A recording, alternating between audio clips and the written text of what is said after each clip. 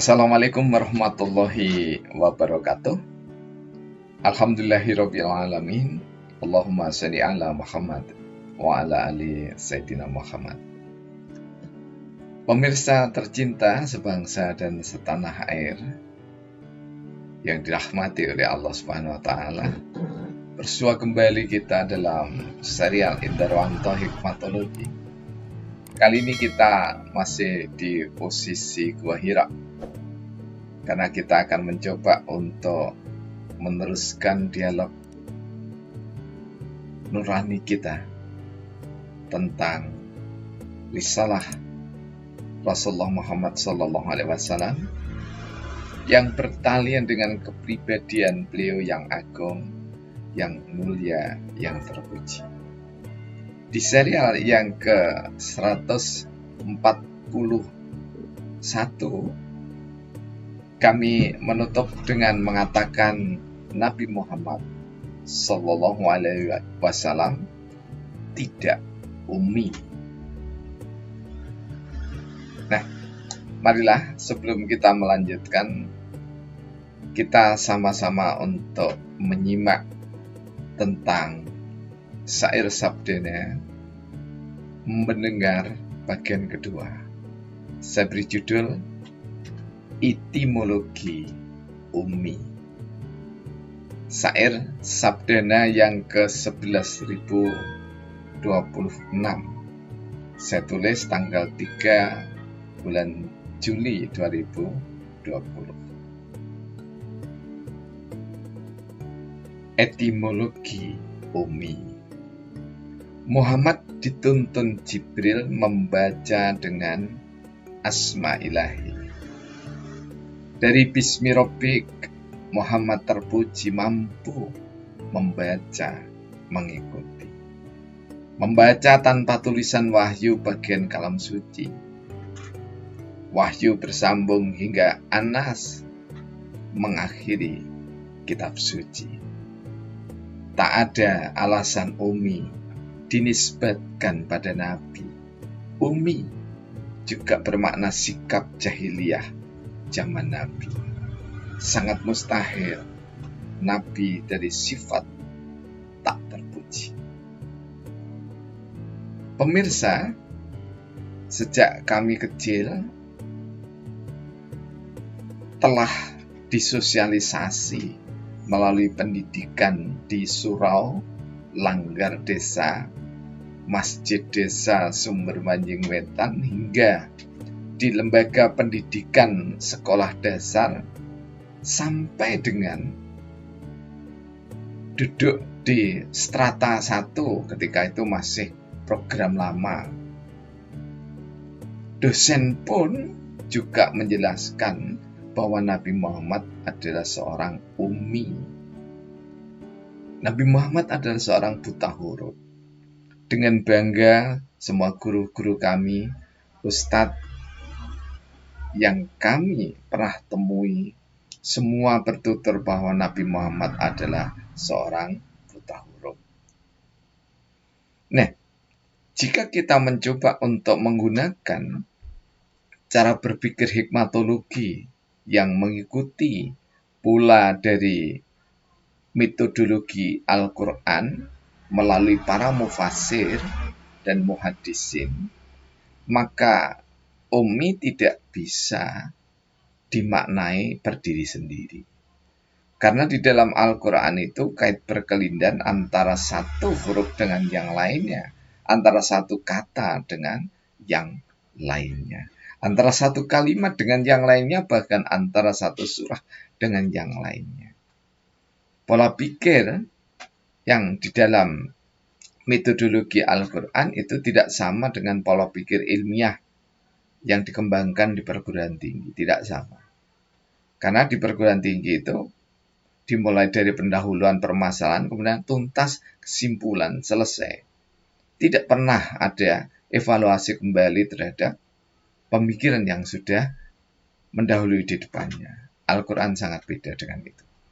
Nah, pemirsa yang dirahmati oleh Allah Subhanahu wa taala, kita mencoba untuk bertahlil la ilaha Jadi meniadakan apa? Meniadakan syahwat kita untuk bersikukuh bahwa pendapat kita lah yang paling benar.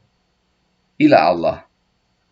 Kita juga menyediakan hati nurani kita supaya Allah membimbing kita. Insya Allah. Nah, kita mulai. Muhammad dituntun Jibril membaca dengan asma ilahi. Jadi pada saat Rasulullah Muhammad SAW itu belum dinyatakan sebagai nabi, karena belum tahu bahwa beliau adalah seorang nabi. Ya, sebelum seorang Nabi Muhammad atau seorang nabi atau seorang Muhammad lebih tepatnya itu diajak oleh istri tercintanya ke rumah namanya seorang Imam Hanif. Ya, Imam Hanif itu adalah tokoh pemimpin dari ajaran Nabiullah Ibrahim alaihissalam. Jadi beliau ini adalah, ada yang menyebut pendeta, oke, itu adalah pendeta yang mengimani risalah Rasulullah Ibrahim alaihissalam. Jadi bukan orang musyrik, bukan orang kafir, apalagi jahiliyah, dalam keadaan bodoh, buta huruf, tidak demikian. Nah, justru Waraqah bin Nawfal lah orang pertama kali yang mengakui kenabian Rasulullah Muhammad SAW, yang menguatkan hati beliau itulah. Nah, dari Bismi Rabbik Muhammad terpuji mampu membaca mengikuti. Jadi awalnya memang tidak tahu apa yang mau dibaca. Karena tidak mengetahui maka Muhammad mengatakan tidak bisa membaca. Tidak bisa membaca itu maknanya bukan buta huruf. Karena Umi itu sendiri bukan sekedar buta huruf. Nah, mari kita coba lihat pengertian Umi yang diturunkan oleh para mufasir. Ya. Jadi bukan dari kami ya. Ini salah satunya kita sebut atau satu demi satu kita sebut. Dari Profesor Hasbullah Bakri. Umi itu dimaknai apa? Umi adalah orang musyrik Arab. Orang yang tidak seagama dengan orang-orang Yahudi. Itu adalah orang Umi dalam versi tafsir Profesor Hasbullah Bakri. Sedangkan Kiai Haji Muhammad Adnan yang menulis tafsir bahasa Jawa, Umi itu adalah wong kang bodho, orang yang bodoh. Umi itu gegorohan ing atase Allah. Orang yang goroh itu orang yang berdusta. Jadi gegorohan ing atase Allah. Ini ketika beliau menerjemahkan, menafsirkan surah Ali Imran ayat 75. Apa mungkin seorang terpuji Rasulullah Muhammad SAW itu goroh, kemudian bodoh? Subhanallah, na'udzubillah. Tidak akan itu. Nah, kemudian di dalam tafsirnya Ibnu Surin juga disebutkan bahwa Umi itu adalah orang yang buta agama. Umi itu adalah bangsa Arab yang tidak paham agama. Nah, sedangkan di dalam Jilalil Quran atau tafsirnya Sayyid Qutb disebutkan bahwa Umi itu adalah tidak tahu baca tulis. Dan Umi itu sudah tidak tahu baca tulis, musyrik lagi. Nah, sekaligus sudah juga Sayyid Qutb di dalam tafsirnya mengatakan bahwa semua orang non-Yahudi yang dapat diperlakukan secara diskriminasi itulah Umi. Sementara Profesor Tengku Hasbi As-Siddiqi di dalam tafsirnya beliau mengatakan bahwa Umi adalah musyrikin Arab, orang Arab yang musyrik. Relatif paling baru ketika saya menulis di tahun 2008, Umi adalah orang-orang yang tidak memperoleh kitab suci. Maksudnya adalah orang-orang Arab. Demikianlah tulis dari Profesor Dr. Quraish Shihab di dalam tafsir Al-Misbah. Beliau juga memberikan tafsiran lagi bahwa Ummi itu adalah orang-orang Arab musyrik di Makkah.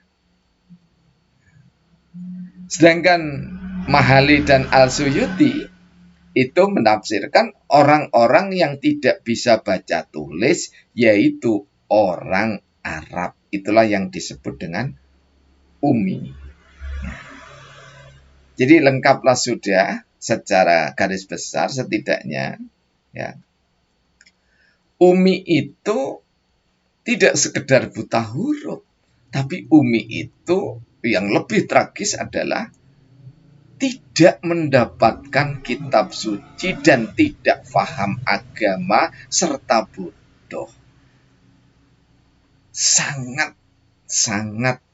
amat tidak pantas ada pada diri seorang Rasulullah. Apalagi jika kita membaca di dalam surah Al-Alaq sendiri. Surat Al-Alaq ayat yang kelima,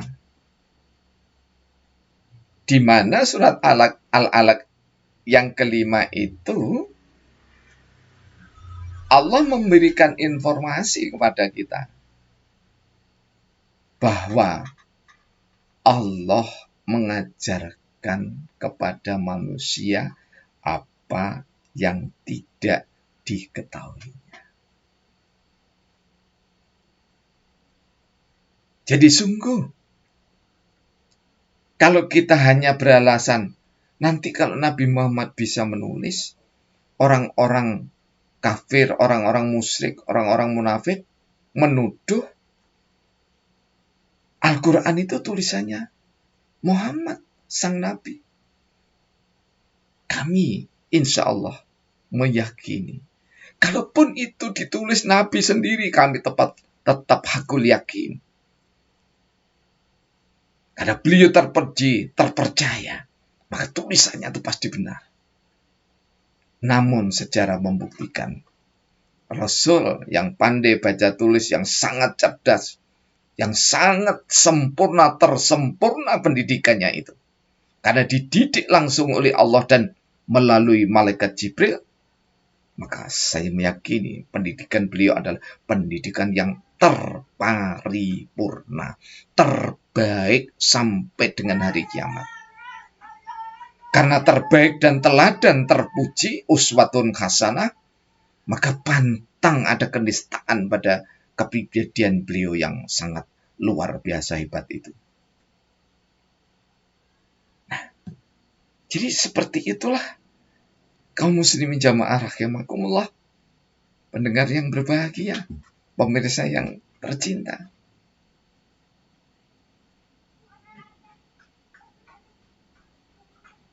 Sudah waktunya kita mengevaluasi kembali. Meskipun Profesor Quraish Shihab sempat menulis, buat apa kita menelusuri tentang Ummi?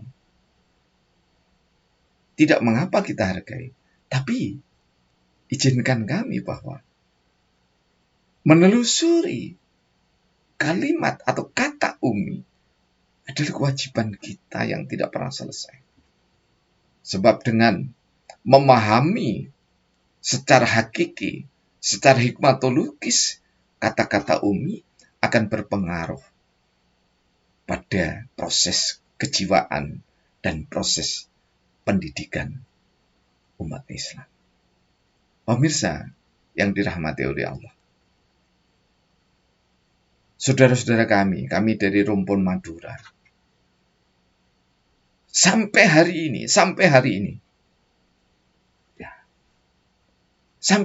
ini, gadgetnya bagus. Hidup di tengah kota, di Malang, yang katanya kota pendidikan, membawa gadget bagus, membawa gawe bagus, tapi fungsinya hanya untuk menerima telepon. Kenapa? Dia tidak bisa membaca. Usianya masih belia, masih di bawah 30 tahun. Kenapa? Karena mohon maaf, di daerah Madura, suku bangsa kami, sebagian mereka yang masih ortodok menganggap bahwa membaca tulisan di luar tulisan Arab itu haram hukumnya. Karena itu, saudara-saudara kami yang biasanya mengikuti kajian di Masjid Khadijah Tlaket Gang 1 Malang ini, yang kecil ini, ada juga yang buta huruf. Sama sekali dia tidak bisa membaca tulisan Latin. Kenapa? Sudah cukup membaca Al-Quran dengan bahasa atau dengan tulisan Arab. Ini adalah pengaruh. Pengaruh apa? Pengaruh secara kejiwaan. Nabinya saja buta huruf, kenapa kita harus bisa membaca tulisan Latin? Karena Nabi kita, Nabi Muhammad SAW tercinta bangsa Arab, maka kita wajib hanya mengerti tulisan Arab saja. Inilah dampak yang sudah saya tulis. Kami revisi tahun 2008, masih berupa net konsep tentang perspektif sosial pendidikan Nabi Muhammad Sallallahu Alaihi Wasallam. Mudah-mudahan dalam waktu yang tidak lama Allah meridhoi untuk terbitnya buku tersebut yang sudah kami murojaahkan, sudah kami tasghihkan, sudah kami reviewkan ke sejumlah ustadz dan kiai, dan tidak selalu harus selaras atau sama dengan pendapat kami.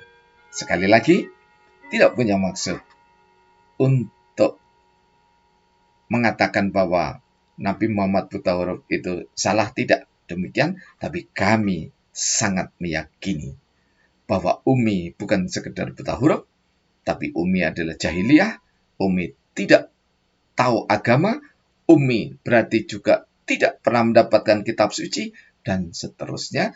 Jika kita berpedoman pada tafsir-tafsir, setidaknya sekitar 9 tafsir yang kami terangkan di sini. Mudah-mudahan jika ada perbedaan tidak untuk diperdebatkan, tapi kita bisa berdialog untuk saling mengayakan.